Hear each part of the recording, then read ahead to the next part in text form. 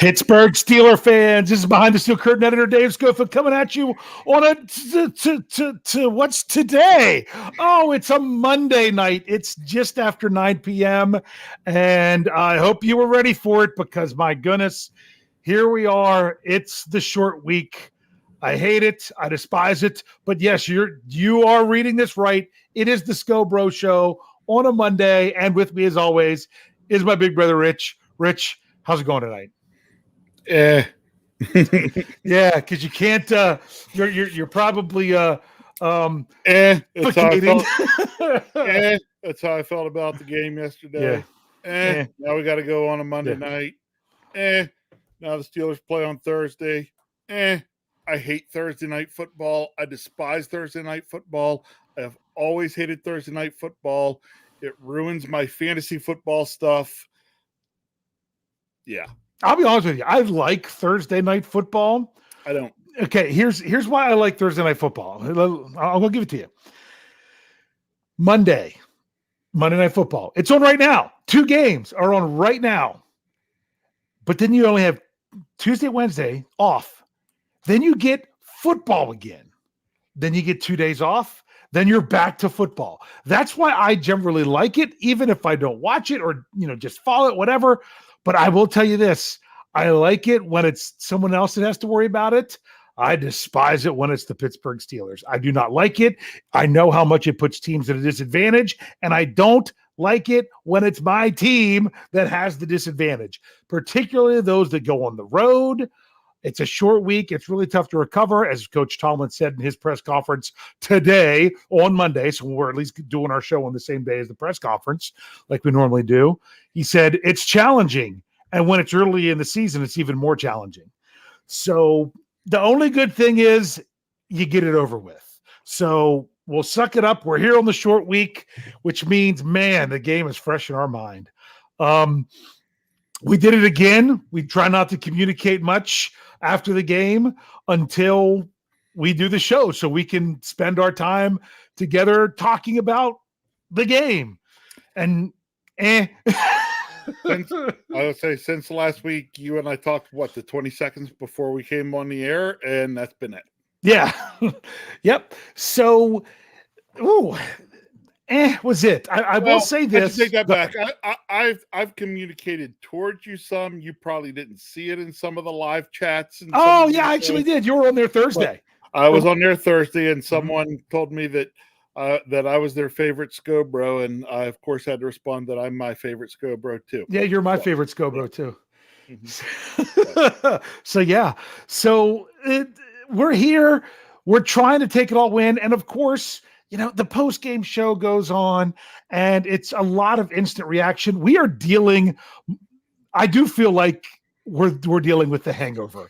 The hangover show, I understand why they call it that, because it really is just – how does it feel that next day? And that's what we're dealing with now. And you can look back, and there's a lot of different ways you could spin stuff. And we're going to get into that. But first, let's look at one way to spin it. Let's bring in a $5 super chat here into the tip jar from Steel Dog 88. Thank you very much, Steel Dog. Says, brutally honest, Mitch was bad, making pre-snap decisions and not reading progressions. On the bright side, the other 3 North teams lost. I'll take it. Yeah, you could. There's a lot of way you can do the narrative. First, Rich, why don't you first tell us your thoughts about Mitch Trubisky in this week's game? And you're going to, in other words, nothing. You didn't think much of it, huh? I don't want to think. Please don't make me. Yeah. The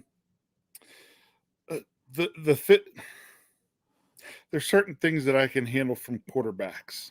Mm-hmm. Or just, players in general, because I can take it to other sports.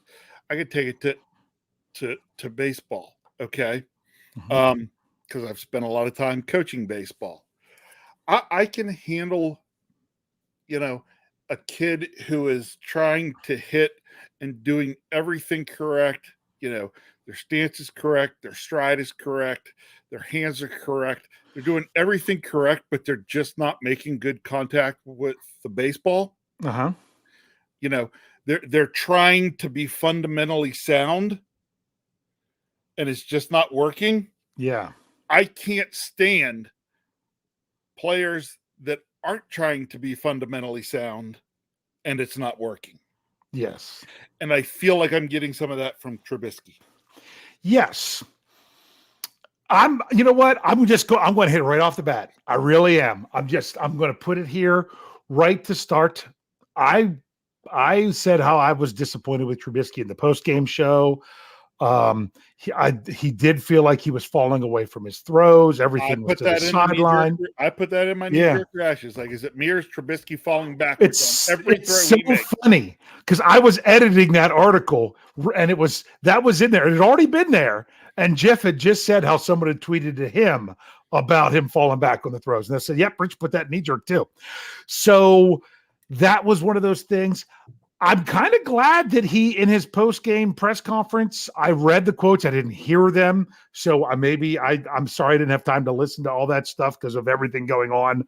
I've been having to do a lot of work because it's a short week.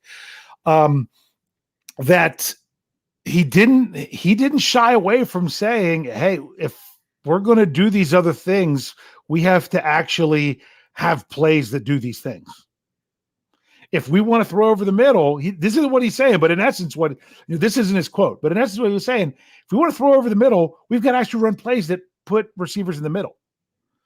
Things of that nature. Now, whether there's a big debate on whether it's Trubisky, whether it's Canada, whether it's both, you can't say it's neither. But this is what I'm going to say about diving into it right away. And that is a lot of what I saw from Mitch Trubisky in the preseason and even a little bit in week one. I was like, gee, he has to do this because of the offensive line. But you want to know the truth? The offensive line was not the problem this week. No, it was not. And for those who think that it was, there were some people that just assumed the offensive line was bad. Maybe they weren't watching it. I've got to, whether you like it or not, I quote the PFF numbers. I report those articles. I've got PFF numbers from the offensive line. They're the ones that do stuff like that. Yeah. Whether you like it or not doesn't matter. I've drawn my own conclusion about the offensive line before the numbers came out. I then report the numbers. And the article will be coming out on the offense tomorrow. The defense, I don't know if we'll have time to run it tomorrow, if I have to wait till Wednesday. We have so much stuff to run on a short week, so we're just going to have to see. But when it came to the offensive line, I said, I always say, do the grades pass the eye test? And this time, I have to say, yes, they did. You know who was the number one offensive grade for the Pittsburgh Steelers this week?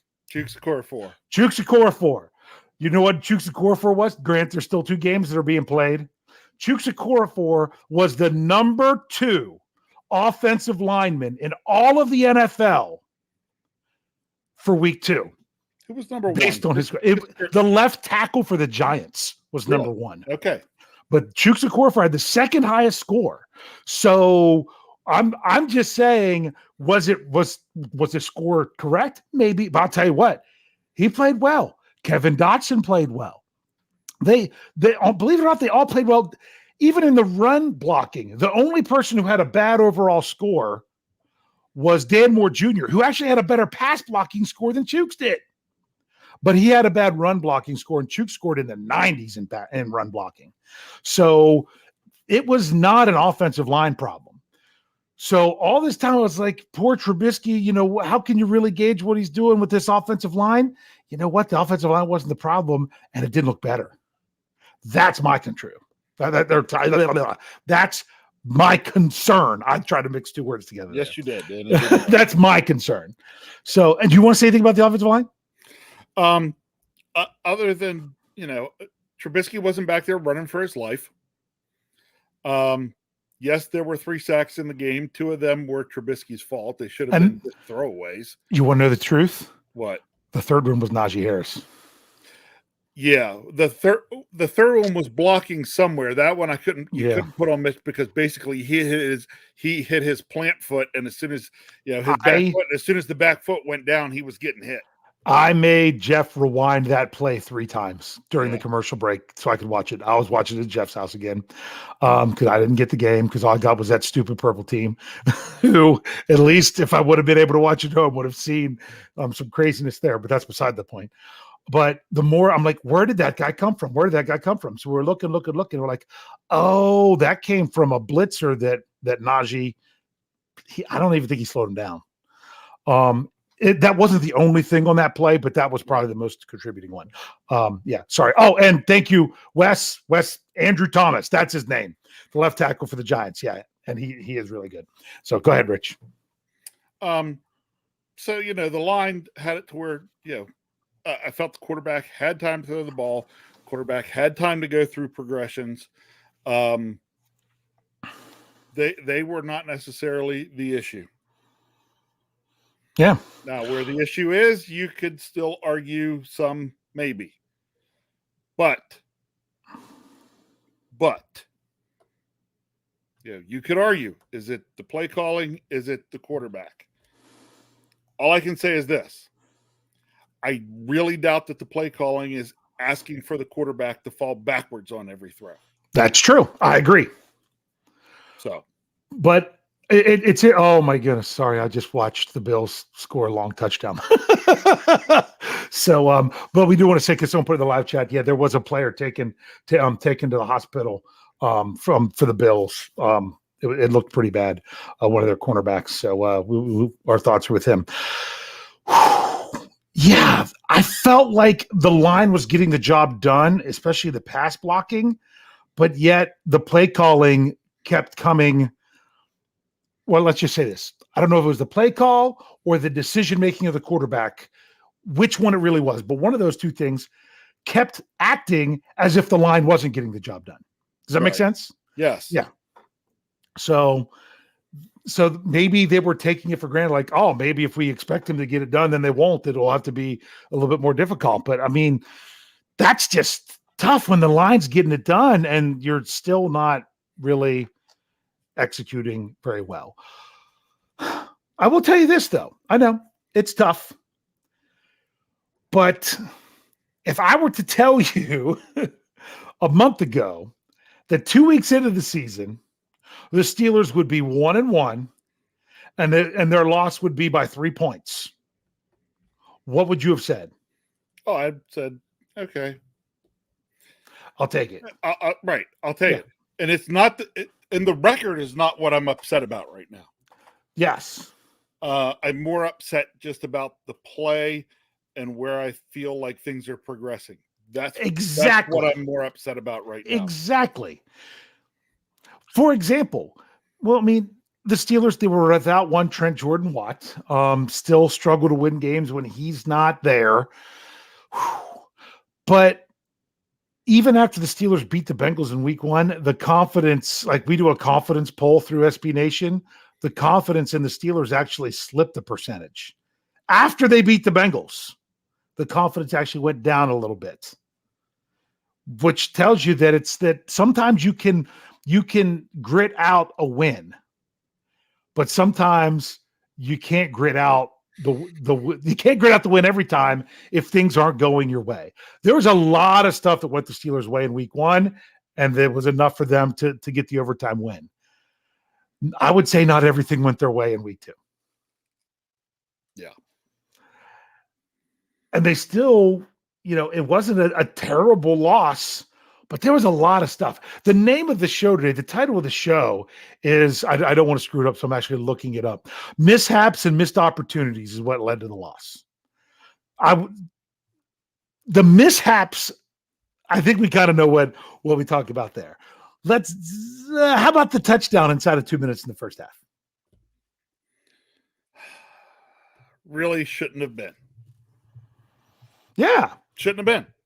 Third and 3 outside of field goal range. I know. And they throw the ball long, and Witherspoon is there and just doesn't quite. I don't know if I don't want to say doesn't quite stick with it, but just as, I don't know, half a beat behind in trying to make the play. Yeah, well, honestly, I almost feel like he was in such good position that he took it for granted. Yeah. He was in such good position covering Aguilar on that I feel like he took it for granted that, oh, I'm here, I'm in position, I'm the one who's going to get this ball. and he just went. And The Aguilar receiver just went up took it high. away. He took it away like a defender would take away the ball for a receiver waiting for it. Yes. Yeah. So how do I say it?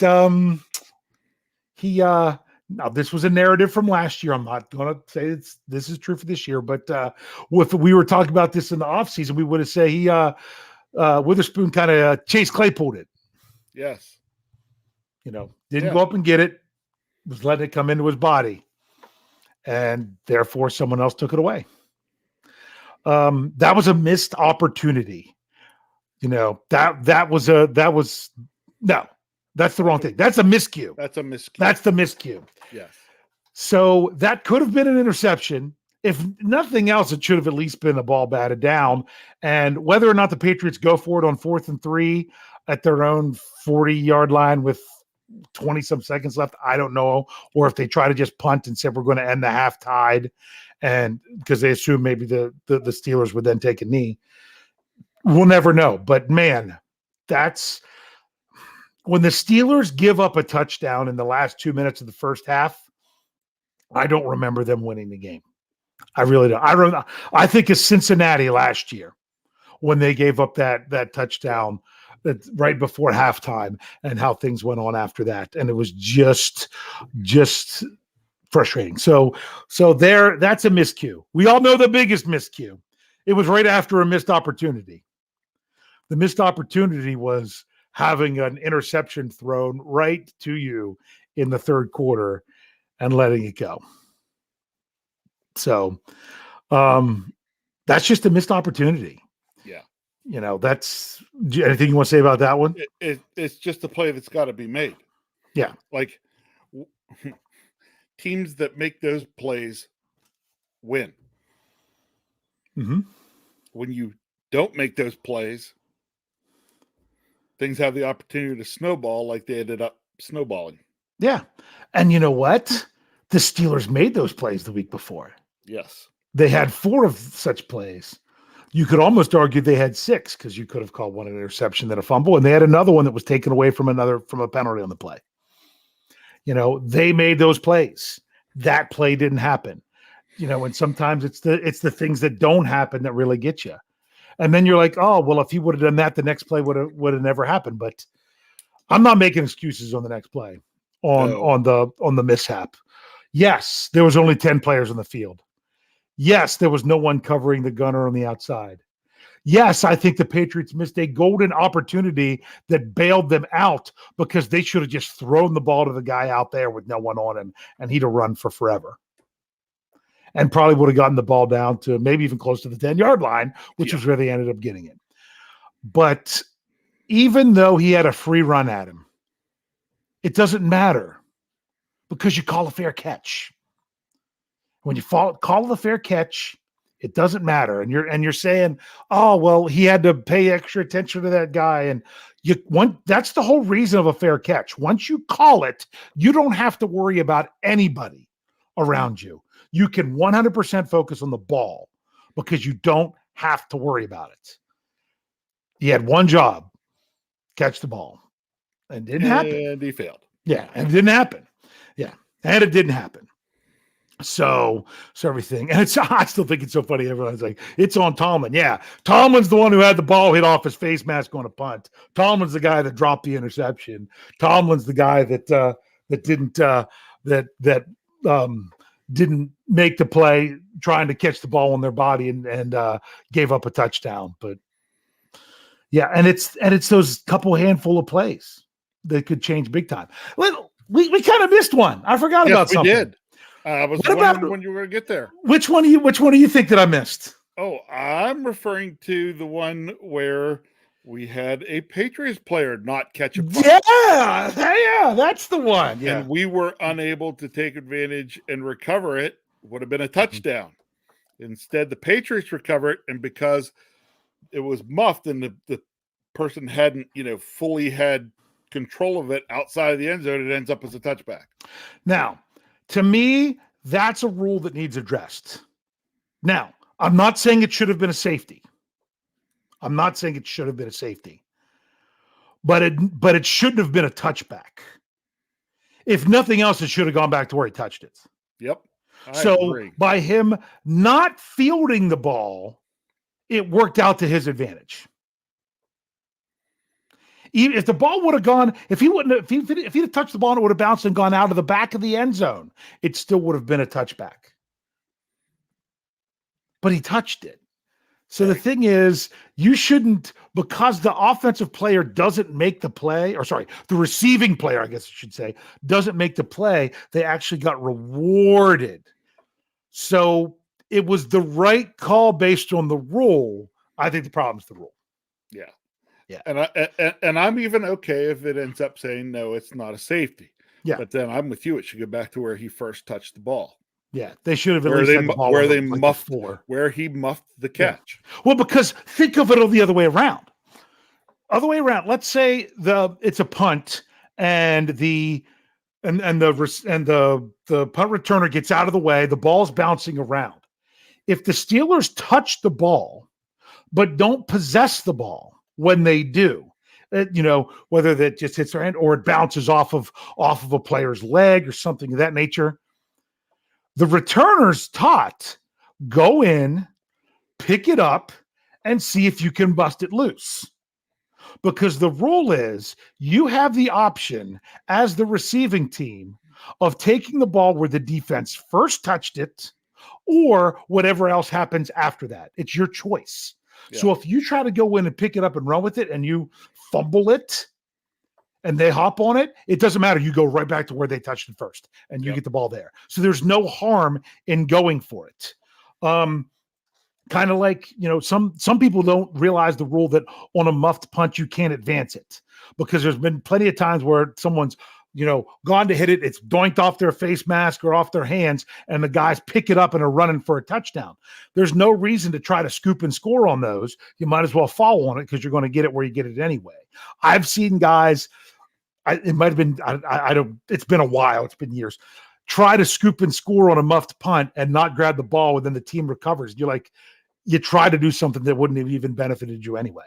So you might as well just fall on it. But to me, if the rule is that if the defense touches it, or sorry, the kicking team touches it, technically they're the defense once they kick the ball because it changes from offense to defense. Anyway, all right, but if the kicking team touches the ball, then the receiving team gets the option of where it's going to be. To me, if the receiving team touches the ball, then the kicking team should get an option of where it ultimately ends up. Yep. It's only fair. Correct. So, yeah. So, but that's another one of those things that you don't fix it until it's a problem. And yeah, that was kind of a problem. So I wish the rule would have given them a safety. If nothing else, I wish the rule would have at least given them the ball and would have been like the 3 or 4 yard line. Yeah. 3 or 4 so, yeah, but that was a missed opportunity. That they couldn't come up with that one. Any of the other ones you want to talk about? I don't know exactly where it fits in, but it doesn't have to. We're just talking about the game. Where the other, because I put it in there as killer, is the Steelers score a touchdown on their first play of the fourth quarter. Yes. And they possessed the ball twice more after that. 3 and out. 12 yards.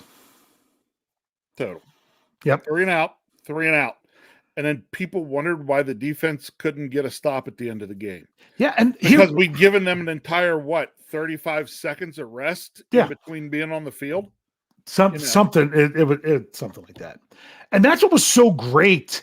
To end the first quarter and go into the second quarter, the Steelers had a drive that was over 7 minutes. Now, granted, it went less than 50 yards, and they only got a field goal out of it, but they had a 16-play drive that went over 7 minutes after the Minkah Fitzpatrick interception. So that's what I'm like, I turned to Jeff and said, that's what you want to see. Get your defense plenty of rest. That's that even though it only ended in 3, that was one of the best things that you could do. I'm sitting here and watch the Tennessee Titans punt returner take one off the shoulder pad and lose the ball. It's a common theme around the NFL this week, I guess. So, yeah, when you had the ball for that short, and see, here's another missed opportunity. You ready? Here you go. The Steelers go 3 and out on that first possession. And the ball's inside, what is it? It's around, it's inside the 20 when they go. And after all the other booming punts that he had in the game, Yep. that's when Presley Harvin hits a 40-yarder that's returned 5 yards. 39. The midfield. 39 yards. Well, according to the Steelers official stat stuff, it was 40. But yeah, that was it. He had the whole field to finally boom one, and they get the ball. They give the ball. And his only really sad punt of the day. I mean, he had a couple others that were just phenomenal. Yeah. But when they really needed one, we didn't get it. What? Yeah, that's the missed opportunity. When you need it most is when it needs to be there. He's getting more consistent. Now he's just got to make sure that his worst punt of the day is in the most. All right, there was the time where they need it the most. There was one other missed opportunity. Okay. Mm-hmm. There was a missed opportunity for the referees to not suck. Okay. But as Art Mitchell-Tree brings up, the false start not called hurt. Yeah. Yeah. And it wasn't as bad as the one against the Chargers where it was so blatantly obvious and they scored a touchdown on the play. True. But it led to a touchdown, like 2 drives earlier, they get Dan Moore. Dan Moore picked the foot up and they whistled at that immediately. This guy moved both feet. And 1 foot moved twice before the snap of the ball. So it was basically 3 steps. And the dude stopped because he was expecting the whistle. Yeah. He knew he false started. And the play went on. And I'm like, are you kidding me? Hey, I will tell you. I noticed that it was that official on the I will call the near side of the field based on the perception from television on the screen side, because when I noticed Chukwuekorafo, he was getting a little bit of a head start, a couple plays in there, and it wasn't called. And that's what the first thing I said to Bat, I'm like, Chuk's been doing that. I said a couple times already. I said, but nowhere close to that bad. Around the league, you will see that they will give tackles. I like to call it the half a beat. Yeah. Okay. The half a beat on the snap they can get away with. That was not half a beat. That was a beat 3 and a half. beats. I was going to say that was at least a beat and a half. But notice the ones that weren't called were on the near side. And then when they finally did call it, and when it was called against Steelers too, it was on the far side. Yep. That's a different official making that call. Yeah. Get on that. NFL. Yeah. Because that's not good. It's not a good look. It's really not.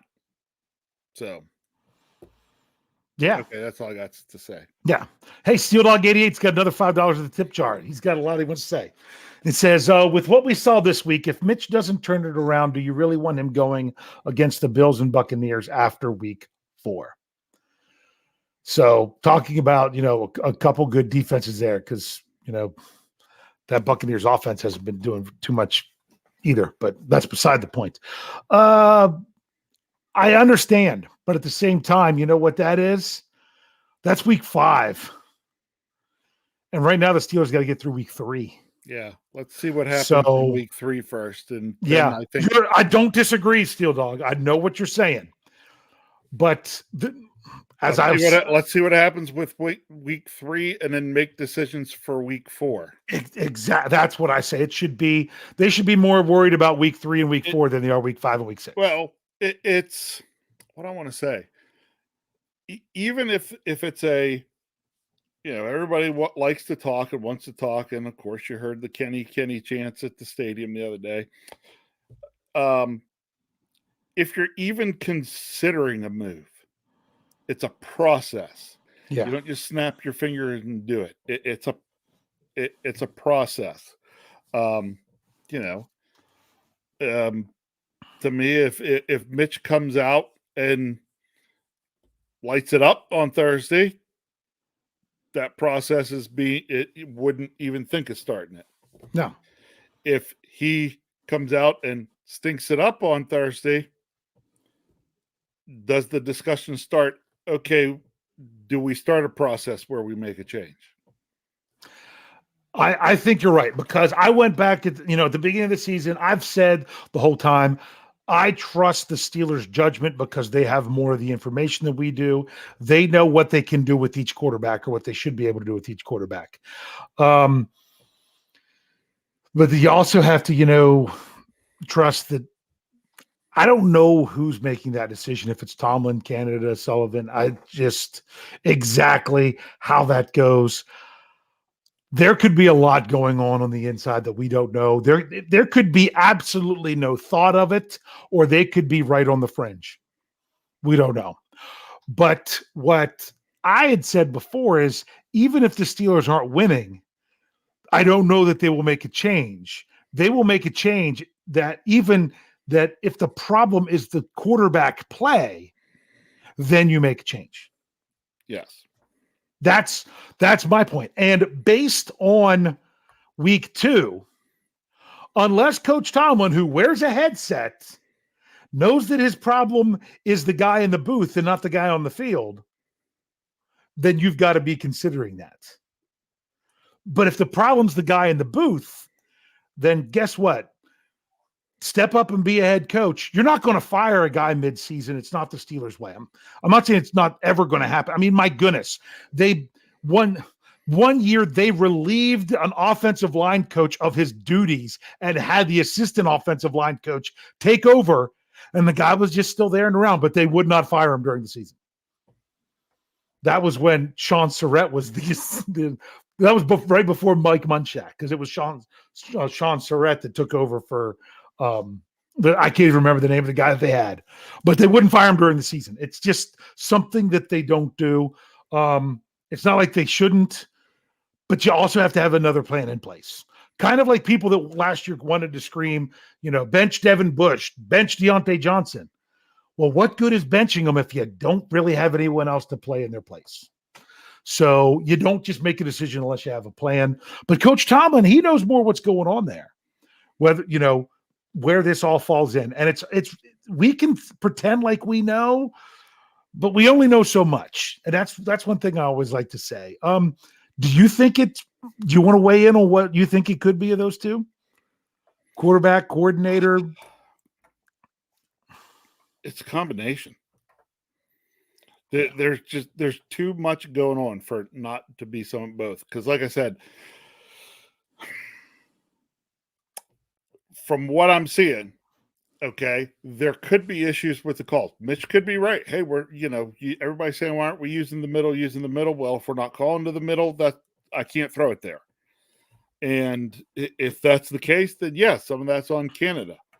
But Canada's not throwing everything off of his back foot. True. Canada's not misfiring on some of the throws that are there. So that's why, to me, if anything, there's blame to go around. Yes. A coach's job is to put their players in the best position to win. The player's job is to go out there and win the game. And when you don't win the game, there's fault to go around everywhere. I want to bring up one of these. Cordman Tommy said, Dave, did you see what Duck tweeted about Mitch? I did not. Share it, Cordman. Put it in the live chat. I want to see what he said. I did not see that. If you can now, quote it, maybe you already did. What I will go back and say is this, and as a quarterback, you cannot like the plays that are being called, right? Yeah. But you know what your job is? Run the plays. Run the play, make the throw. You know what? I don't think Ben Roethlisberger would run the play. No, Ben Roethlisberger just would have called his own play. Yeah. Okay. Yeah. Oh, he said, Duck said that they should bench him. So I'll be honest with you. I don't think it makes sense for the Steelers to bench Mitch Trubisky for the short week on Thursday. No. Most rational fans, when you think about it, you're like, oh, well, why not if he's ready? I'm like, this is a bad enough situation for the Steelers to be on a short week and having to travel. Do you really want that to be the first experience of your first round draft pick? Look, we said all the way back when folks said, where are your opportunities if you wanted to go to Pickett? Okay. And what did we say? We said that if if the Steelers started with Trubisky and wanted to go to Pickett, Trubisky would start. There's no way you would see Pickett before week 4. Yeah, that's what I'm like. You have to give him 3 games. That's what I said. You've got to give him 3 games. Not just that. And if you're going to if the Steelers would make the decision to make the move to Kenny Pickett, you do it after the Thursday night game when you've got a little bit extra time. A little bit of extra time. Yeah. Cordman Tommy also says, and he also said bench Canada. Okay. If he said that's pretty funny. I want to bring up something that some people already said was a good point, is that Nate Van Slyke said Canada isn't the one who's missing wide open receivers. There's plays where there's wide open receivers and there's plays where there's not. I'm going to tell you how it is. Like I said, I'm not a big critiquer of wide receivers. That's not my expertise. But believe it or not, I'll go back to the PFF scores. Do you want to know what's crazy about the PFF scores? Where was Mitch? He was in the middle of the team. And do you know what his score was? Almost the exact same it was the week before, barely above average, 61.6, because they started at 60.0, which goes to show you he's not doing anything great, but he's not he's not doing anything awful in their eyes, but what's crazy is out of all the wide receivers, the only ones that scored higher than Trubisky was Gunnar Olszewski, who was not on the field for a single passing play. He was on the field for all running plays, and Deontay Johnson, who just had a great score. All the rest of the receivers lower scored than Trubisky. Pat Freiermuth had the lowest offensive score on PFF. Claypool was in the bottom, Gentry in the bottom, Pickens in the bottom. So if they're running wide open, I don't think that their scores would be bad. But I'm not watching them. Go ahead. No. There are some places, and I think I understand when I see some folks saying, hey, there's receivers that are open. Okay. I think that because I've seen some open receivers, or actually what came out of my mouth, and I almost stuck it into the knee-jerk article, but I decided not to because I wasn't sure exactly what I know and don't know. Mm-hmm. But there were times where I would see a receiver come off the line, break open, the ball not be thrown to them at that point, wait a couple more steps, and then the ball is thrown to them. Mm. And then there's coverage. Right? And even if they caught the ball, someone was right there to tackle them. I'm like, why aren't we getting them the ball when they're open more and let them try to make somebody miss? Now, to me, my thought there is that is potentially more on your offensive coordinator because of the read progression on the receivers. The quarterback's not to be looking at that receiver at that point in time when I see him open because he's coming here. That guy's not open. Then he gets to this guy, and that guy went from being wide open to somewhat covered. Yeah. I'm trying to remember if it was the interception or if it was another play that was close to an interception that was kind of an underneath play. It was a play where the ball was thrown to Deontay Johnson. Deontay Johnson was open, but not when he threw him the ball. That was something I said to Jeff and Brian right then. I forgot about it because it was so early in the game. And now you brought that memory back that they did it. He was open, but not when the ball got there. He was open earlier. I was going to ask you a question. I'm like, I should probably go back and watch the game more. Maybe I'm missing it or something. But then someone else asked the question. So I want to bring this up because I wasn't looking for it, but I'm thinking back, I don't remember it. And here we go. Corey Eckenroth says, where has all the pre-snap movement been that is supposed to be a Canada staple? Did you notice a lot of pre-snap movement or anything? There was some, but not a whole lot. I'm going to tell you this. In the preseason, I said, hey, we're seeing this, but we're still seeing a pretty vanilla offense. I'm kind of excited to see what the Steelers are going to bring in the regular season because they don't want to show too much. Now, maybe it was this week because I said it in the preview. You and I talk about the Steelers. We don't live in our fears unless it's the postseason. Yeah. I said we have another one we can add to that. We don't live in our fears unless we're playing Bill Belichick. My goodness. Coach Tomlin, I'm sorry. You guys know I am a Coach Tomlin fan. But if I was going to describe how he coached this game against Bill Belichick, nope, I can't. Go ahead. I got a word. Yeah. I got a word. Scared. No, I was going to be more extreme of a word that I can't say. But it's a word usually associated with either a cat or a willow. Okay? That's what he was in this game. You know what? Because even though I like Coach Tomlin, I think he's a great coach. When he does stuff like that, I'm going to call it out too. And I felt, everything that he talked about, I already went on this rant in the post game, and I'm still mad about it. So I got to do it again. Everything that he brought up into the post game and everything was all about the Steelers having to react to what the Patriots were doing. Oh, on defense, we have to react to what they're trying to do on offense. Oh, on offense, we have to react to what they're doing on defense. Why don't you make them react to you? You are so scared of freaking Bill Belichick. He makes you like a little girl. Okay? Stand up. Don't live in your fears, because he lives in his fears when he's going up against BB. End of story. Brant done. Go ahead. I was in the middle of something. I don't even remember what it was now. It was actually, okay, there were actually some things in that game, too, that I thought were way too easy for Mac Jones. Okay? And this is going to get back to your pre-snap movement. Yes. The Patriots would put someone in motion on almost every play. Okay? Because they would look. If the guy followed, he knew the Steelers were in man, and typically most of those throws went to running backs.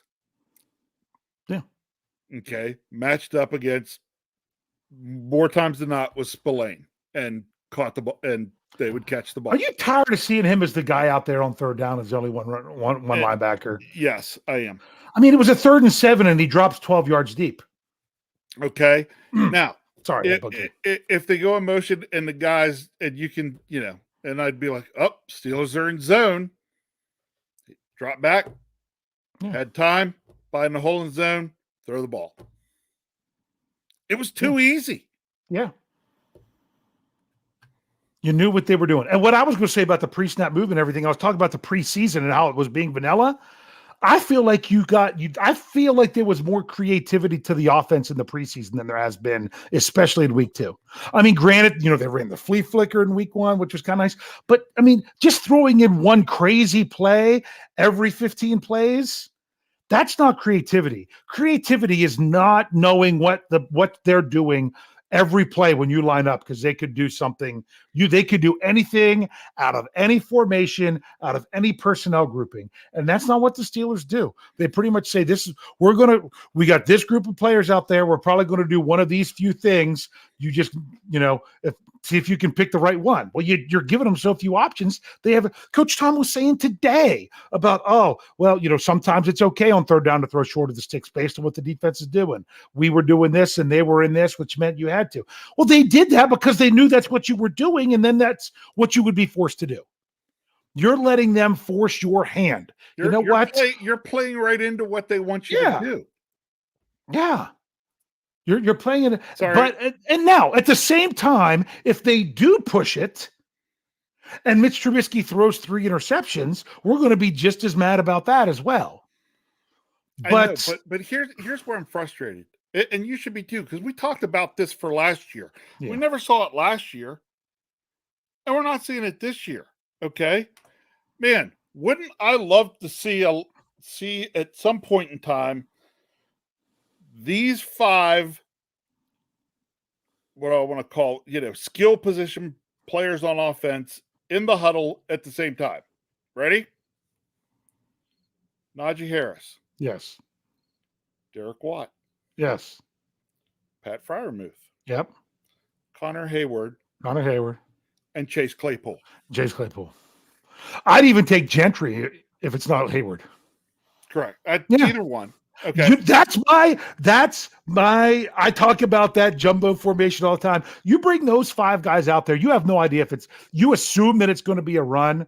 And if they assume it's a run, you line up in a pass formation and you hurt them. And if they assume that if they leave their pass defense out there, you bring it in and you pound it down their throat because you have the blockers to do it. I've been saying that for 2 years. Right. That's my favorite. Like for 2 years, the Steelers have had the kind of grouping where they could go out and dictate what was going on. You could make them match you, and we don't do it. Yeah. You don't force the other team's hand. You react to what they do on both sides of the ball. The Steelers make it easy on the other team's defense. Yeah. Instead of difficult. The Steelers should be trying to make it difficult on the other team's defense. But we make it easy. They make it easy because they're because they're reacting to what the defense does. Yeah. So the defense can dictate what you do, force you into doing certain things, which makes it easier for them. We need to quit being the nerd on offense and be the bully. Yeah. Yep. Yes. And putting those 5 guys I talked about out there and then dictating based on what they're doing, you decide whether you want to run or pass. That's being the bully. Yeah. Yep.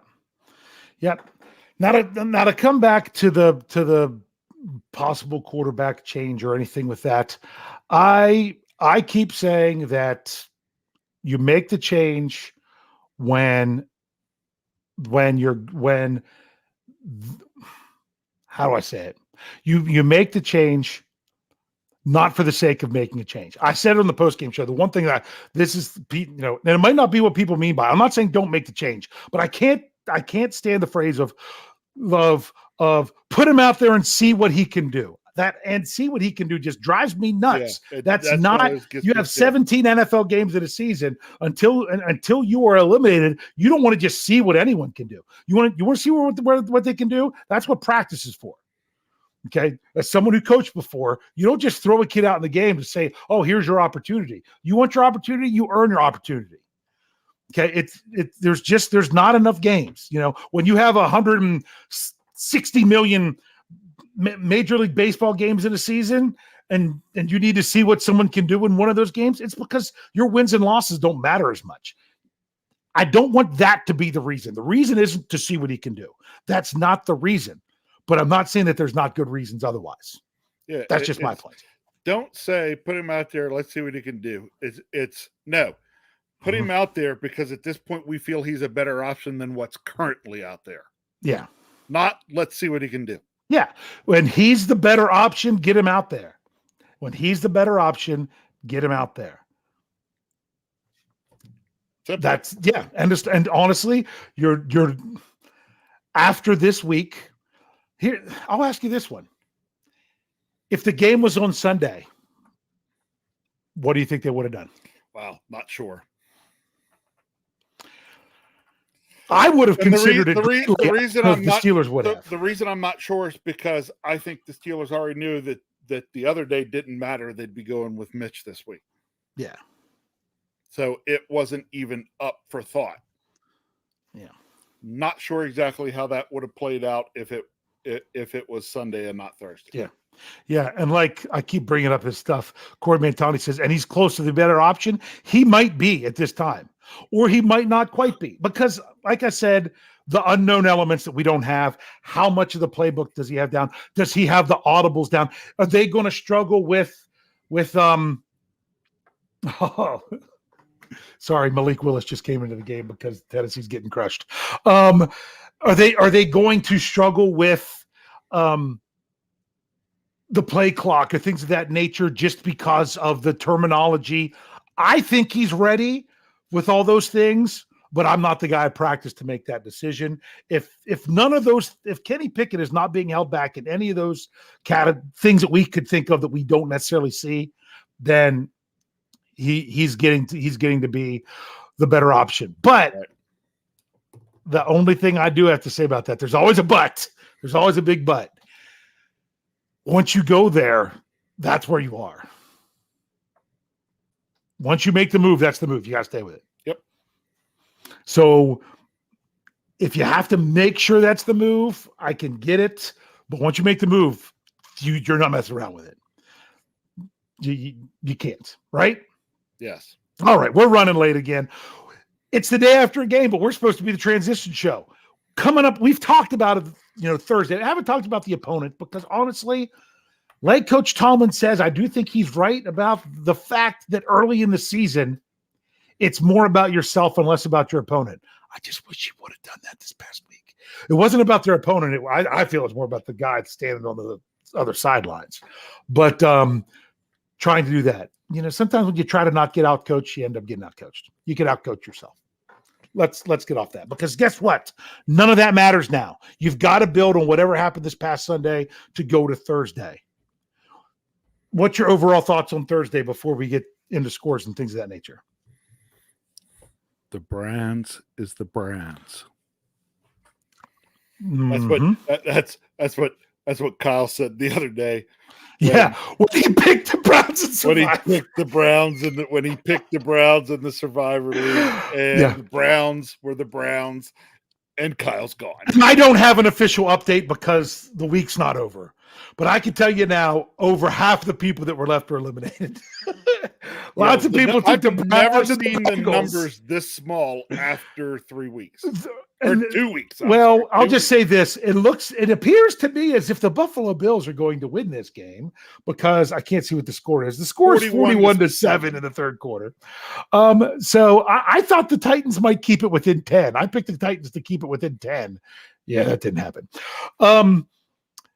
But sorry, I'm just saying. So I think the people that picked the Bills, they're going to make it through. The largest league out of the 5 leagues has 19. Oh, and that's mine. That's the bit. No, yours has 18, I think, or maybe 2 of them have 19. No one's over 20. The one league that wasn't full, that started with 35, is down to 3. Wow! In 2 weeks. That's because there's been some crazy upsets. So that's just the update on that. But yeah, back to the Browns is the Browns. The Browns is the Browns. But right now, the Steelers are the Steelers. Is ugly. Yeah. So I'm really at a point where it's like, it's kind of tough to call with the Steelers because I've seen so little out of the offense in 8 quarters. Yeah. It that makes it awfully tough. Yeah. Well, before I have you say anything about the score, I'm going to tell you this. The Steelers played this last game, just an overall philosophy of everything, like they were the little brother. Like they were still that little brother of that team that's just beat them so many times under Coach Tomlin. But when with the exception of a Thursday night with backup quarterback on a short week going up there, the Steelers don't play. They generally play the role of the big brother in this matchup. But that's because Benjamin Todd Roethlisberger owned that city. He did. Yeah, he did. So we got to see if the Steelers can own that city without BTR. That's the big question. I think the defense can come out and really do some stuff, but my goodness, I mean, the Browns, how many points did they give up to the Jets? Someone said it in the postgame 31. show. Yeah, somebody said it in the postgame show. If Joe Flacco was throwing for 300 and some yards and 3 TDs, 4 TDs, whatever it was, if the Steelers don't come anywhere close to that's going to say that's a problem. Yeah, that's it going to really say is. something. That's going to say a lot. Yeah. Yeah, it really will. I think this is a measuring stick, if nothing else. You're either going to say you've either got to stick with it and bring on the improvement, or you've got to make some big changes after this game. I think this is a very key point of the season. It's only week 3, and they're technically winning the division right now at 1-1. So that's one thing you got to remember. I said it before. I mean, the Steelers are 1-1. They lost one game by 3 points. Looking at both teams they played were in the postseason last year. So when you look at it that way, you're like, that it was a tougher stretch. Two playoff teams from last year, and then a short week going on the road in the division. But it's not just as Coach Tomlin says early in the season, it's more about you and less about them. And the problem is you. The problem is you. That you can't move the ball, you can't put points on the board, you only give up 17 points and you lose. That's a problem. All right, Rich, we don't have a lot of time. We're going to go over it again. Sorry, bad. So give us your score so that way we can let other people start rolling. I will, but quickly scores. I'll make my bold and bizarre prediction. Okay, bold and bizarre. Okay, pulling my better Brian Anthony Davis out here. Bold and bizarre prediction. During the game, Myles Garrett has his helmet come off. Mason Rudolph seizes the opportunity in street clothes, runs onto the field, grabs the helmet, and takes a swing. Takes a swing at Myles Garrett. All right. That sounds something like we're going to see in the Bold and Bizarre article. Rich, give us your score for Thursday.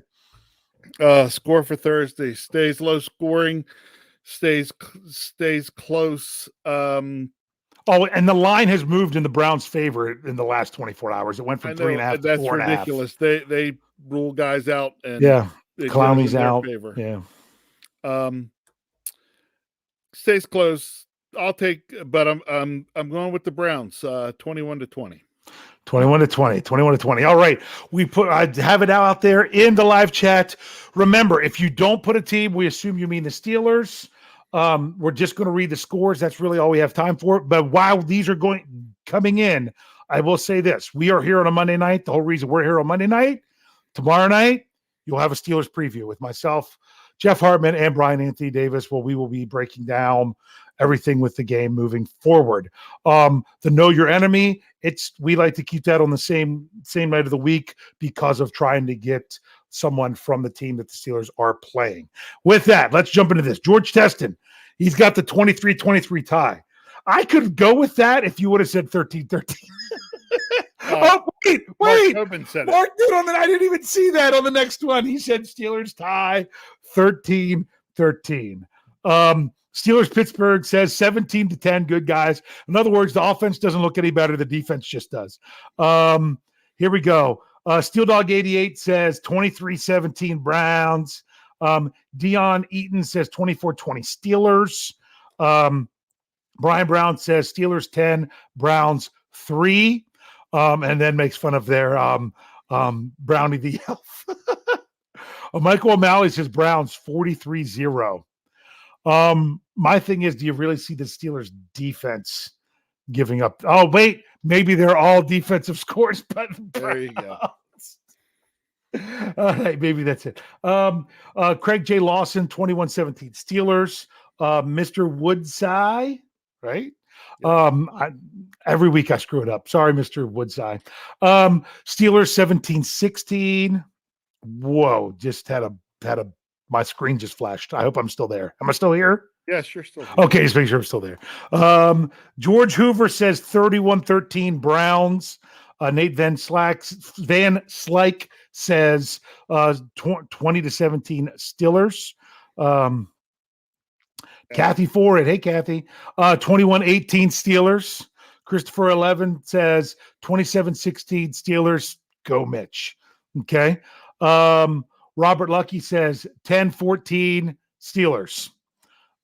Kevin States, because double A, right? That's what I'm saying. 20-10 Steelers. Stuart Luther, wow. I'm sorry if you're in Cleveland. He says 31-10 Browns. Yeah. Where else are we? I know we got another one. Already had Kevin's. Didn't get Pedro's yet, did we? Pedro, 28-10 Browns. The way I read that, right? Okay. John Funker says 21-9 Browns. Here, Then you Kenny missed goes that one. undefeated. Oh, did I miss one? Yeah.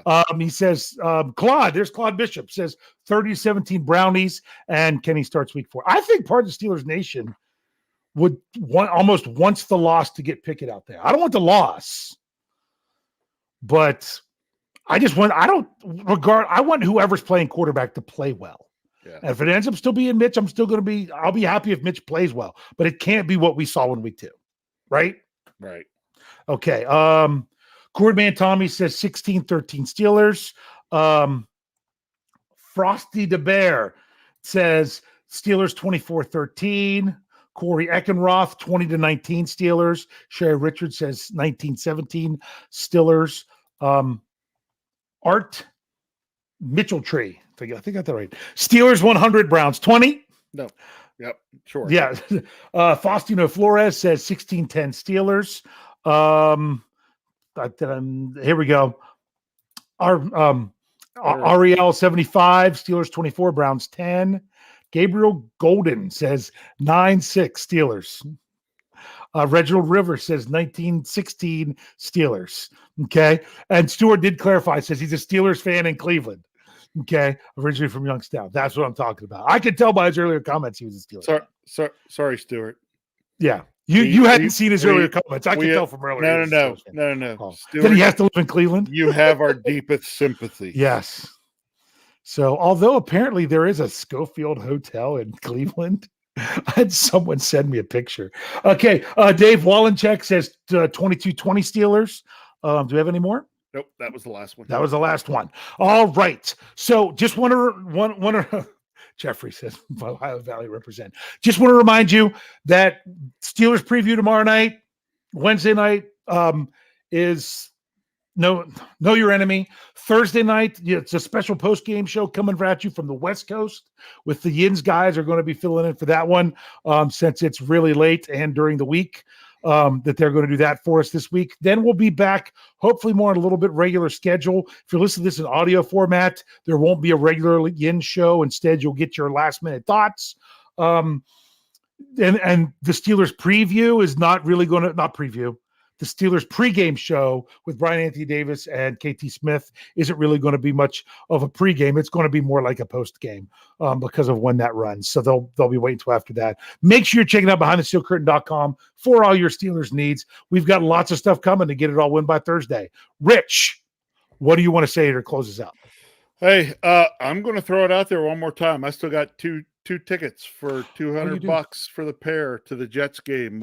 Week 4 could be 2nd. The Kenny Pickett debut. Yep. They're good seats, and that's the friends and family price, people. Yes, it Get is. in on that. You can tweet at me or email me. Go any way you can get a hold. Go to BehindTheSteelCurtain.com. You can get my information from there. Or if you can't get a hold of Rich directly, make sure you hit that one up. That could be a really interesting one to do. Yeah. So yeah. All right, go ahead. And I'd swallow it and go to that game, except I'm going on vacation that week. So yep. So I will not be anywhere near the Pittsburgh area. It was the whole game on Sunday was just very ho-hum. Yeah. I had trouble getting excited for the game, excited during the game. I hope that changes with the game this week. I hope it does. It should, because it's Cleveland, and I love to hate Cleveland because Cleveland never rocked. Mm-hmm. So it's a little different. I got to go, watch a golf match first, and then get home in time for the game and rate my knee jerk. But Thursday night football. I said at the beginning of the show I hate it, and I do. I hate Thursday night football. Yep. The only Thursday night football I really can tolerate is getting to watch my Pittsburgh Steelers. I'd never miss a Thursday night game with the Steelers play. Other games I'd miss, but not Thursday night. And I won't miss this Thursday night. Can't wait.